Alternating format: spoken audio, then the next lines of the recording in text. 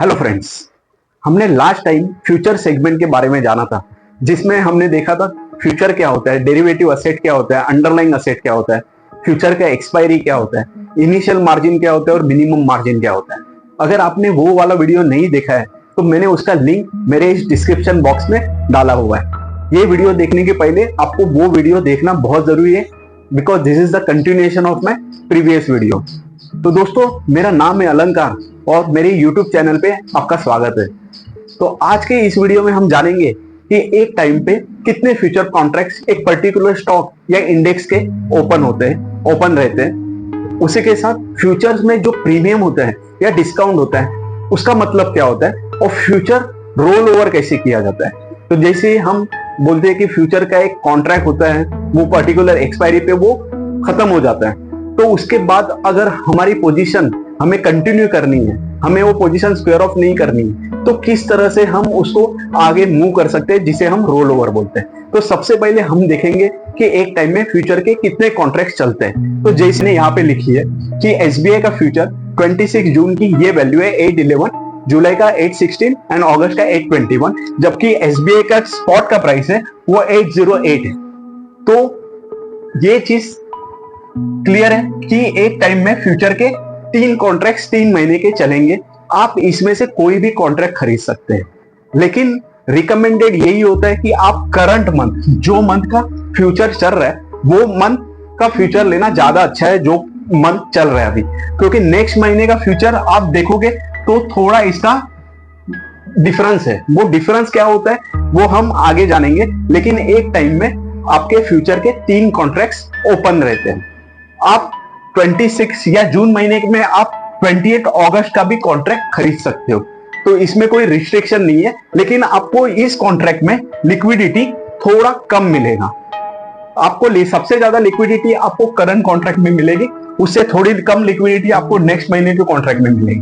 तो जैसे ही 26 जून अप्रोच करेगा मार्केट, उस टाइम पे इसकी लिक्विडिटी धीरे धीरे कम होती जाएगी और 31 जुलाई के कॉन्ट्रैक्ट में लिक्विडिटी बढ़ते जाएगी। और जैसे ही आपका 26 जून खत्म हो जाएगा, मतलब 27 जून को ये कॉन्ट्रैक्ट मार्केट से एक्सटिंग्विश हो जाएगा, आपको ये कॉन्ट्रैक्ट सिस्टम में नहीं दिखेगा और बाद में आपको 31 जुलाई, 28 अगस्त और सितंबर का, सपोज 29 सितंबर है तो सितंबर का कॉन्ट्रैक्ट ओपन हो जाएगा। तो इस तरफ से मार्केट में कोई भी एफएनओ के अंदर जो भी स्टॉक रजिस्टर्ड है, मतलब जो भी स्टॉक इंक्लूडेड है या इंडेक्स जो भी है, निफ्टी, सेंसेक्स, तो इनके जो पर्टिकुलर कॉन्ट्रैक्ट्स होते हैं फ्यूचर के, वो एक टाइम में 3 कॉन्ट्रैक्ट्स चलते हैं। जैसे ही एक कॉन्ट्रैक्ट खत्म हो जाएगा, उसके 4th महीने का जो कॉन्ट्रैक्ट है वो एक्टिव हो जाएगा। तो एक टाइम पे एट ए टाइम आपके 3 कॉन्ट्रैक्ट्स ओपन रहेंगे, जिसमें आप पोजीशन बना सकते हो।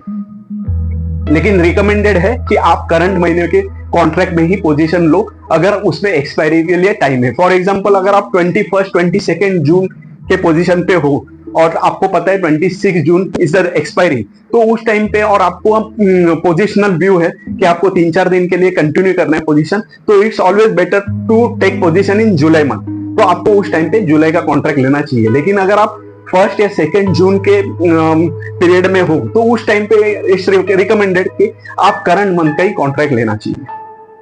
तो ये हुआ कि एक टाइम पे फ्यूचर के कितने कॉन्ट्रैक्ट चलते हैं। अभी हम नेक्स्ट स्लाइड पे जाते हैं, जिसमें हम देखेंगे फ्यूचर का प्रीमियम क्या होता है और डिस्काउंट क्या होता है। तो जैसे कि अगर हम प्रीवियस स्लाइड पे जाए तो यहाँ पे आप देखो कि एसबीआई की जो इक्विटी है, मतलब स्पॉट प्राइस या कैश प्राइस बोलते हैं जिसे, तो ये 808 चल रही है, जबकि एसबीआई का जून का फ्यूचर है वो 811 चल रहा है। इसका मतलब इसके बीच में जो 3 रुपीज 35 पैसे का डिफरेंस है, ये क्या है, इसे हम बोलेंगे प्रीमियम, क्योंकि इसका प्राइस करंट प्राइस से ज्यादा है। अगर यही कॉन्ट्रैक्ट 26 जून का, अगर इक्विटी का प्राइस 808 चल रहा है और यही कॉन्ट्रैक्ट अगर 806 पे ट्रेड करता होता, तो इसको ये निगेटिव 2 रुपीज में था, तो इसको हम डिस्काउंट बोलेंगे। तो यही होता है फ्यूचर का प्रीमियम और डिस्काउंट। जनरली फ्यूचर हमेशा प्रीमियम में चलता है, उसका एक रीजन है क्योंकि हमारी इकोनॉमी हमेशा इन्फ्लेशन में होती है। इन्फ्लेशन में होती है, इसका मतलब अगर आप फर्स्ट डे पे, कोई भी कैलेंडर मंथ के फर्स्ट डे पे अगर कोई भी चीज की वैल्यू 100 रुपीज है, तो यही यही कमोडिटी की वैल्यू 30th को मतलब 30 दिन के बाद ऑब्वियसली ये 100 नहीं होगी, इसकी वैल्यू होगी 101 बिकॉज ऑफ इन्फ्लेशन। तो इन्फ्लेशन की वजह से आपकी प्राइस हमेशा, रुपये की वैल्यू हमेशा डिग्रेड होती जाती है, मतलब रुपये की वैल्यू थोड़ी थोड़ी कम होती जाती है। तो इसी का इंपैक्ट है। अगर ये फ्यूचर प्राइस को मैं आज प्रेजेंट वैल्यू पे कन्वर्ट करूं तो ऑब्वियसली वो जो डिफरेंस है वो आपका होगा प्रीमियम। तो इसके लिए हमेशा स्टॉक फ्यूचर होते हैं वो हमेशा प्रीमियम में चलते हैं। डिस्काउंट में भी कभी कभार फ्यूचर जाते हैं या इंडेक्स भी जाता है, काफी बार बैंक निफ्टी भी इंडेक्स प्रीमियम डिस्काउंट में जाती है। वो पोजीशन तभी होती है जब मार्केट बहुत ज्यादा बेयर हो जाता है, बहुत ज्यादा जब मार्केट स्ट्रॉन्ग बेयर जोन में होता है हो जाता है। जैसे कि कोरोना के टाइम पे मार्केट में बहुत ज्यादा एक्सट्रीम लेवल पे फॉल आया, मार्केट बहुत ही ज्यादा एक्सट्रीमली बेयर मार्केट था, उस टाइम पे हो सकता है कि मार्केट का जो नेक्स्ट मंथ का फ्यूचर है वो डिस्काउंट में चला जाए। तो हमेशा अगर कोई भी चीज डिस्काउंट में हो तो इट्स बेटर कि उसमें बाइंग नहीं करनी चाहिए, क्योंकि कभी भी जैसे कि हमारी इकोनॉमी हमेशा इन्फ्लेशन में चल रही है तो ऑब्वियसली आपका जो 100 रुपए का वैल्यू फर्स्ट डे पे है 30 दिन के बाद उसका वैल्यू 99 रुपीज नहीं होगा। अगर 99 रुपीज होगा तो लोग यही सोचेंगे कि मैं फर्स्ट को क्यों लूं, मैं यही चीज 30th को दूं, मुझे 1 रुपये कम में मिलेगी। तो ये सिचुएशन हमेशा मार्केट में नहीं होती बिकॉज ऑफ इन्फ्लेशन। तो ये चीज है और यही रीजन के वजह से हमारा फ्यूचर हमेशा प्रीमियम में चलता है, इसी को हम प्रीमियम बोलते हैं। और डिस्काउंट, जब मार्केट डिस्काउंट में रहेगा ऑब्वियसली प्रीमियम और डिस्काउंट कहां से कंसीडर करेंगे कि जो इक्विटी की प्राइस है पर्टिकुलर, जैसे हम एसबीआई फ्यूचर के बारे में बात कर रहे हैं तो आप एसबीआई का इक्विटी प्राइस देखना पड़ेगा आपको। जैसे कि एसबीआई का इक्विटी का प्राइस 808 चल रहा है और फ्यूचर का प्राइस 811 चल रहा है, तो फ्यूचर का प्राइस इक्विटी प्राइस से ज्यादा है, इसका मतलब फ्यूचर प्रीमियम में है। अगर इक्विटी से कम है, सपोज 806 है, तो 2 रुपया डिस्काउंट में चल रहा है। तो जनरली डिस्काउंट वाला सिचुएशन नहीं होना चाहिए मार्केट में। अगर डिस्काउंट में है तो हमेशा बाइंग करते वक्त थोड़ा सोचना पड़ेगा, क्योंकि डिस्काउंट में कभी होना नहीं चाहिए फ्यूचर। तो अभी हम नेक्स्ट स्लाइड में आते हैं कि फ्यूचर रोल ओवर कैसे करते हैं और फ्यूचर रोल ओवर करना मतलब क्या। सपोज फॉर एग्जांपल 26 का आपका एक्सपायरी है और आपने 21 जून को एसबीआई का फ्यूचर खरीदा 812 पे जून कॉन्ट्रैक्ट का, जिसका 26 जून को एक्सपायरी है। अब आपने खरीदने के बाद, जैसे यहाँ पे बाय किया आपने बाय करने के बाद 23 जून को आपका एसबीआई का फ्यूचर का प्राइस हो गया 805, मतलब 7 रुपए नीचे है। ऑब्वियसली इसकी लॉट साइज 1000 है, इसका मतलब आपका 7000 का नुकसान है। अब 26 जून को एक्सपायरी है और 26 जून को अगर ये प्राइस 800 पे आ गई, मतलब 12 रुपए नीचे है, 12,000 रुपए का आपका मार्क टू मार्केट है, जिसको हम बोलेंगे कि आपका अनबुक लॉस है 12,000 रुपए का। लेकिन आपको ये पता है या आपको कॉन्फिडेंस है कि एसबीआई का फ्यूचर वापस ऊपर की तरफ जाएगा, लेकिन कॉन्ट्रैक्ट की एक्सपायरी हो रही है 26 जून को। तो ऐसे वक्त में क्या करेंगे, क्योंकि अगर आपने 26 जून को ये कॉन्ट्रैक्ट खत्म नहीं किया, मतलब 812 पे आपने बेचा था 21 को, अगर 26 जून को 800 होने के बाद अगर आपने इसको बेचा नहीं तो क्या होगा, 3:15 में आपका ब्रोकर आपका ये पोजीशन स्क्वायर ऑफ कर देगा। इसका मतलब आपका 12,000 का नुकसान होगा। तो ऐसे सिचुएशन में क्या करते हैं कि जब 26 जून को ये एक्सपायरी होने वाला है, मतलब 27 जून को आपको ये कॉन्ट्रैक्ट एक्सचेंज में नहीं दिखेगा, आपके टर्मिनल पे नहीं दिखेगा, तो उस टाइम पे ऑब्वियसली जब 31 जुलाई का आगे का जो कॉन्ट्रैक्ट है वो सपोज उस टाइम पे 802 रुपीज पे चल रहा है। जैसे मेरा ये 26 जून को जो कॉन्ट्रैक्ट है वो 800 रुपीज चल रहा है, तो 31 जुलाई का 802 पे चल रहा होगा। ऑब्वियसली जैसे मैंने पहले भी बताया कि 2 रुपए का जो डिफरेंस है वो बिकॉज ऑफ इनके बीच में, दो कॉन्ट्रैक्ट के बीच में 30 डेज का डिफरेंस है, 32 डेज का, जिसके वजह से ये 2 रुपए का टाइम वैल्यू होता है, जिसे हम प्रीमियम बोलते हैं। तो ऑब्वियसली उस टाइम पे आपका 800 रुपीज पे जो कॉन्ट्रैक्ट चल रहा है इसको आपको सेल करना है और इमीडिएटली आपको 31 जुलाई को ये पोजीशन 802 पे वही 31 जुलाई का कॉन्ट्रैक्ट तुरंत इमीडिएटली बाय करना है। इससे क्या होगा, आपका ये पोजीशन तो स्क्वायर ऑफ हो जाएगा, इसमें आपका 12,000 का नुकसान तो हो जाएगा, लेकिन इमीडिएटली आपका 802 पे एक एडिशनल पोजीशन ओपन हो जाएगी जो 31 जुलाई का कॉन्ट्रैक्ट है। तो इसमें आप क्या करोगे, आप देखोगे 800 पे मैंने 26 जून का जो कॉन्ट्रैक्ट वो सेल किया है, 802 पे मैंने बाय किया है। इसका मतलब मैंने ये पोजीशन रोल ओवर कर दी। मतलब मेरी जो जून की कॉन्ट्रैक्ट चल रहा है, जून के कॉन्ट्रैक्ट से मैं एग्जिट होके सेटल करके अब मैं जुलाई के कॉन्ट्रैक्ट में रोल ओवर कर दिया मेरे पोजीशन। तो जिस हिसाब से अगर मेरा 802 का कॉस्टिंग है, 802 का मेरा बाइंग रेट है, तो हम क्या करते हैं जनरली 802 मेरा स्टैटिक बाइंग रेट है, तो मैंने ये 800 पे बेच दिया, मतलब 12 रुपए का नुकसान किया, लेकिन इमीडिएटली मैंने 802 पे उसको खरीद लिया। मतलब आपका सेलिंग रेट कम है, 800 है, और आपने बाय किया 802 पे, मतलब आपने 2 रुपए एक्स्ट्रा दे दिया मार्केट को। तो आप इमीडिएटली ये 2 रुपए का जो डिफरेंस है ना, इसको रोल ओवर कॉस्ट बोलते हैं। प्लस आपका जो ब्रोकरेज और बाकी जो गवर्नमेंट एसटीडी और बाकी जो चार्जेस है वो ऑब्वियसली इसमें इंक्लूड करना पड़ेगा, लेकिन ये 2 रुपए का जो ये बोलते हैं ये आपका रोल ओवर कॉस्ट है। क्यों? क्योंकि आपने बेचा सस्ते में है और खरीदा महंगे में, क्योंकि आपका नेक्स्ट मंथ का कॉन्ट्रैक्ट है ये प्रीमियम में चल रहा है। तो ये 2 रुपए का जो डिफरेंस है ये आपको आपके कॉस्टिंग में ऐड करना पड़ेगा। मतलब अभी आपका रिवाइज कॉस्टिंग हो गया 814। मतलब जब ये कॉन्ट्रैक्ट आपका, जब जुलाई का कॉन्ट्रैक्ट 814 के ऊपर जब जाएगा, then your profit would start. आपका प्रॉफिट उसके बाद ही चालू होगा, ना कि 812 के ऊपर, क्योंकि ये 2 रुपए है, ये ऑब्वियसली आपका प्रीमियम है।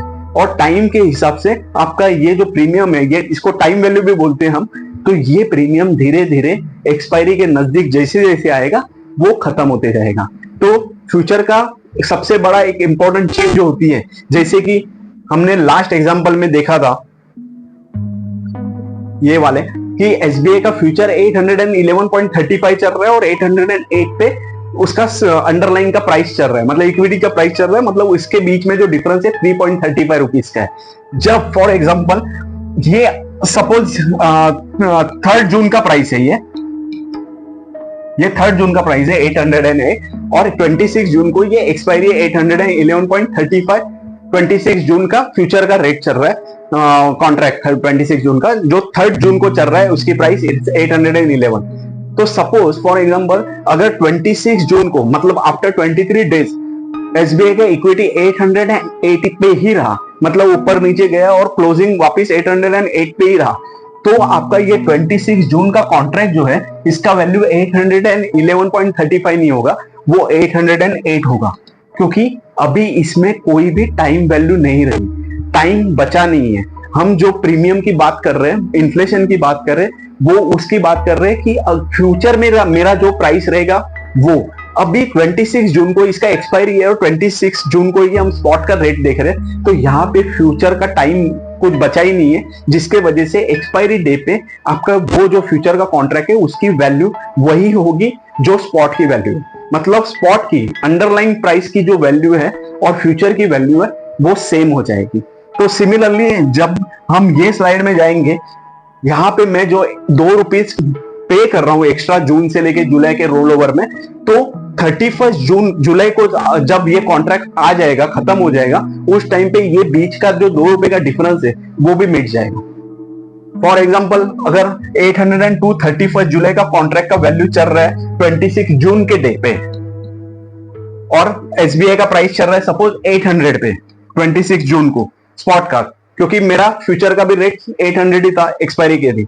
अगर 31 जुलाई को भी मेरा एसबीआई का रेट, इक्विटी का रेट 800 ही रहे, तो फिर मेरा ये 31 जुलाई का जो आज के तारीख मतलब 26 जून के डेट पे जो प्राइस चल रहा है 802, वो 802 नहीं रहेगा, वो 800 हो जाएगा।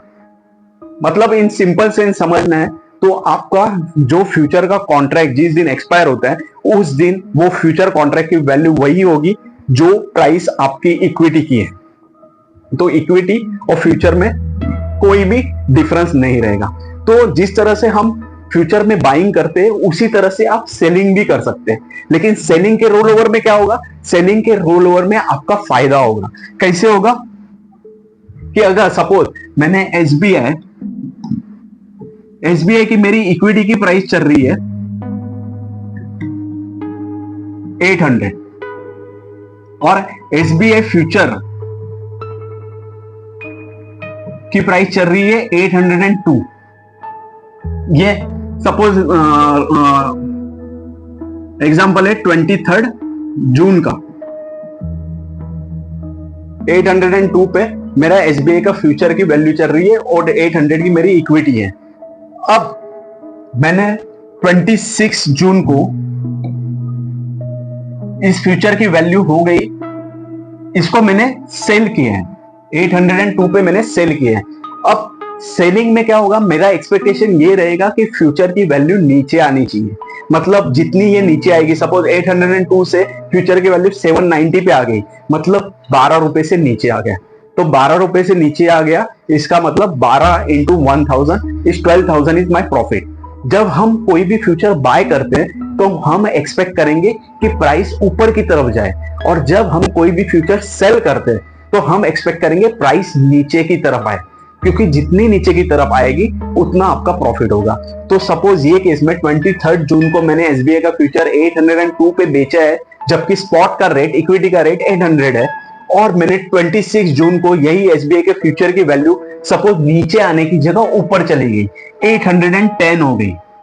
ऑब्वियसली उस दिन आपकी SBI की इक्विटी वैल्यू वो भी 810 ही होगी। अब मेरा जो 31 जुलाई का जो कॉन्ट्रैक्ट है उसकी वैल्यू उस टाइम पे 812 चल रही है फ्यूचर की। तो मेरा इस केस में क्या होगा, मैंने सेल किया है 802 पे, तो मुझे 810 पे बाय करना है, और मैं इसको बाय करके इमीडिएटली 812 पे मैं सेल करूंगा, ताकि मेरी सेलिंग की 31 जुलाई की पोजीशन ओपन हो जाए। ये केस में क्या होगा, 802 पे मैंने सेल किया जून का कॉन्ट्रैक्ट, फिर 810 पे बाय किया 8 रुपए नुकसान में, और फिर 812 पे वापस मैंने सेल किया और 31 जुलाई का कॉन्ट्रैक्ट ओपन हो गया और जून का कॉन्ट्रैक्ट सेटल हो गया। तो इस केस में ये रोल ओवर में मुझे फायदा हो रहा है। कैसे? क्योंकि मैंने खरीदा सस्ते में, 810 पे खरीदा और मैंने बेचा महंगे में, तो इसमें 2 रुपए का मेरा रोल ओवर कॉस्ट नहीं है, ये रोल ओवर बेनिफिट हो गया मेरा। तो मैंने जो 802 पे बेचा है, अब इसका प्राइस हो जाएगा 804, और जब ये प्राइस 812 से जितना नीचे जाएगा, मतलब 804 के नीचे जितना जाएगा उतना मेरा प्रॉफिट चालू हो जाएगा। फॉर एग्जांपल, अगर ये इसका प्राइस 8 जुलाई को 800 हो गया, तो मेरा कॉस्टिंग क्या है, 804 है, तो मेरा 4 रुपए का फायदा है, तो यहां पे मेरा 4000 का प्रॉफिट हो जाएगा। तो इस तरह से हम कोई भी फ्यूचर का कॉन्ट्रैक्ट इन्फिनाइट पीरियड के लिए रोल ओवर करते जा सकते हैं। तो जैसे हम इक्विटी में हमेशा सिर्फ एक ही तरफ देख सकते हैं कि हम सिर्फ बाइंग कर सकते हैं, लेकिन इक्विटी में आपके पास ऑप्शन नहीं होता सेलिंग का। आप सेलिंग अगर इक्विटी में करना चाहते हो तो आपको सिर्फ इंट्राडे के लिए ही एक ऑप्शन होता है सेलिंग के लिए, क्योंकि उसमें आपको इंट्राडे में कोई डिलीवरी देनी नहीं होती है। इस पर्पस के लिए आपको सिर्फ इक्विटी में इंट्राडे ही अलाउड होता है। फ्यूचर में क्यों अलाउड है? क्योंकि फ्यूचर, ऑब्वियसली मैंने फर्स्ट वीडियो में बताया है कि फ्यूचर एक डेरिवेटिव कॉन्ट्रैक्ट है जिसकी एक्चुअल डिलीवरी होती नहीं है, और इसकी एक्चुअल डिलीवरी होती नहीं है, इसी के लिए इसका कॉन्ट्रैक्ट होता है, और ये कॉन्ट्रैक्ट आप इन्फिनिट पीरियड के लिए एक्सटेंड करते जा सकते हो। इक्विटी में वो प्रॉब्लम होता है कि इक्विटी में एक्चुअल डिलीवरी होती है। अगर आपने कोई भी इक्विटी शॉर्ट किया है तो उसका आप नेक्स्ट डे डिलीवरी दोगे या नहीं दोगे, इसकी रिस्क रहती है। इसके लिए आपको इक्विटी में डिलीवरी बेसिस पे आप पोजीशन शॉर्ट नहीं कर सकते। आपको इक्विटी में सिर्फ इंट्राडे में ही अलाउड होता है शॉर्ट सेलिंग का। इसके लिए आप अगर फ्यूचर में काम कर रहे हो तो फ्यूचर में सबसे ज्यादा बड़ा बेनिफिट यही है कि आप दोनों तरफ पोजीशन ले सकते हो। जब आपको लगता है कि मार्केट ऊपर की तरफ जाएगा तब आप फ्यूचर में बाइंग कर सकते हो, और जब आपको लगेगा मार्केट या पर्टिकुलर स्टॉक नीचे की तरफ गिरेगा तो आप फ्यूचर में सेल करके पैसा बना सकते हो। तो यही इशू होता है रिटेलर के साथ कि रिटेलर हमेशा इक्विटी में बाय करता है या ऑप्शन में बाय करता है, और ऑप्शन बहुत ही ज्यादा रिस्की इंस्ट्रूमेंट है, प्रोडक्ट है। जिसके बारे में हम आगे की वीडियो में बात करेंगे ऑब्वियसली, क्योंकि ये मेरे वीडियो में फ्यूचर का जितना भी जो भी फ्यूचर रिलेटेड चीज है वो सारी चीज मैंने एक्सप्लेन कर दी है मेरा वीडियो 1 और वीडियो 2 में, कि अगर आप ये दोनों वीडियो आप कंटिन्यूएशन में देखोगे तो ऑब्वियसली आपको फ्यूचर क्या होता है और फ्यूचर में किस तरह से पोजीशन ली जाती है ये आपको समझ में आ जाएगा। जैसे ही मैंने बताया कि प्रीमियम के साइड में मैंने एग्जांपल लेके बताया कि बाइंग के रोल ओवर में आपको नुकसान होगा और सेलिंग के रोल ओवर में प्रॉफिट होगा, वैसे ही अगर कोई फ्यूचर डिस्काउंट में चल रहा है तो बाइंग के रोल ओवर में आपको फायदा होगा और सेलिंग के रोल ओवर में आपको नुकसान होगा। लेकिन हमेशा इट इज ऑलवेज रिकमेंडेड कि जब कभी भी कोई भी कॉन्ट्रैक्ट आप फ्यूचर का ले रहे हो तो उसको प्रीमियम में होना चाहिए, लेकिन वो प्रीमियम में डिसेंट प्रीमियम होना चाहिए, क्योंकि अगर वो प्रीमियम बहुत ही ज्यादा एक्स्ट्राऑर्डिनरी बढ़ते जा रहा है इसका मतलब क्या हो रहा है, लोग इक्विटी में मतलब इंस्टीट्यूशंस इक्विटी में बाय नहीं कर रहे, फ्यूचर्स में बाय कर रहे हैं, जिसके वजह से फ्यूचर में प्राइस ऊपर की तरफ जा रही है। जबकि आपको ये पता है कि एक्सपायरी के दिन फ्यूचर का प्राइस और इक्विटी का प्राइस एक ही होने वाला है, तो फ्यूचर इक्विटी से कितना भी दूर चला जाए अल्टीमेटली उसको वापस आना पड़ेगा उसके स्पॉट के प्राइस के नजदीक ही, क्योंकि एक्सपायरी के दिन वही वापस वही पे आना पड़ेगा। अदरवाइज क्योंकि उस दिन कोई टाइम वैल्यू बची ही नहीं है, टाइम ही नहीं बचा है एक्सपायरी के लिए, जिसके वजह से आपके स्पॉट की और फ्यूचर की वैल्यू सेम हो जाएगी। तो हमेशा यही रीजन होता है कि आपको फ्यूचर का चार्ट नहीं देखना चाहिए, आपको अंडरलाइन का चार्ट देखना चाहिए, जो मैंने लास्ट वीडियो में भी एक्सप्लेन किया था कि चार्ट हमेशा अंडरलाइन या इक्विटी प्राइस का देखना चाहिए, क्योंकि अगर फ्यूचर में आपको ब्रेकआउट दिख भी गया लेकिन अगर आपके इक्विटी में ब्रेकआउट नहीं आया तो आप फ्यूचर में ट्रैप हो सकते हो, जिसे हम बुल ट्रैप बोलते हैं, या उल्टे तरफ रहेगा तो बेयर ट्रैप हो जाएगा। इसी पर्पस के लिए आपको इक्विटी का चार्ट देखना बहुत जरूरी है, इंपॉर्टेंट है। कभी कभार होता है फ्यूचर एंड ऑप्शन के चार्ट एडवांस में इंडिकेशन दे देते हैं कि फ्यूचर में बाइंग हो रहा है, तो ऑब्वियसली चांसेस बढ़ जाते हैं कि इक्विटी में भी ब्रेकआउट दे, तो एक एडिशनल बेनिफिट मिल जाता है कभी कभार फ्यूचर ऑप्शंस के मूवमेंट के ऊपर से, लेकिन वो हमेशा नहीं होता। इसके लिए बेटर है कि जो प्राइस के ऊपर आपकी फ्यूचर की वैल्यू डिसाइड होती है ऑब्वियसली आपको वो प्राइस का चार्ट देखना चाहिए, क्योंकि एसबीआई के इक्विटी के चार्ट के बेसिस पे फ्यूचर की प्राइस चलने वाली है। तो एसबीआई के इक्विटी का चार्ट देखने के बाद ही आपको पता चलेगा कि फ्यूचर का प्राइस क्या होगा। तो इट इज ऑलवेज रिकमेंडेड कि you have to study on SBI का इक्विटी का चार्ट, या कोई भी इंडेक्स का हो आपको अंडरलाइन का ही चार्ट देखना चाहिए। तो दोस्तों मेरे ये वीडियो में मैंने फ्यूचर के बारे में पूरा एक्सप्लेन किया है। आई होप कि आपको काफी इससे ये वीडियो से मदद मिलेगी, और आगे के वीडियो में हम ऑब्वियसली इंटरेस्टिंग चीज लेके आएंगे जिसे हम बोलते हैं ऑप्शंस, जिसमें रिटेलर्स को सबसे ज्यादा इंटरेस्ट होता है और सबसे ज्यादा पैसा रिटेलर्स वहां पे गवाता है। तो इसके लिए ऑप्शन का मैकेनिज्म समझना बहुत इंपॉर्टेंट है। फ्यूचर का मैकेनिज्म फिर भी बहुत आसान है, ऑप्शन का मैकेनिज्म उतना आसान नहीं होगा समझने के लिए। तो ऑप्शन के ऑब्वियसली 2 से ज्यादा वीडियोस होंगे। तो दोस्तों मैं ये वीडियो में फ्यूचर के बारे में इतना ही था, और नेक्स्ट वीडियो में जरूर मैं ऑप्शन के वीडियो के साथ जरूर आपको जल्दी से जल्दी मिलूंगा। तब तक के लिए गुड बाय, थैंक यू।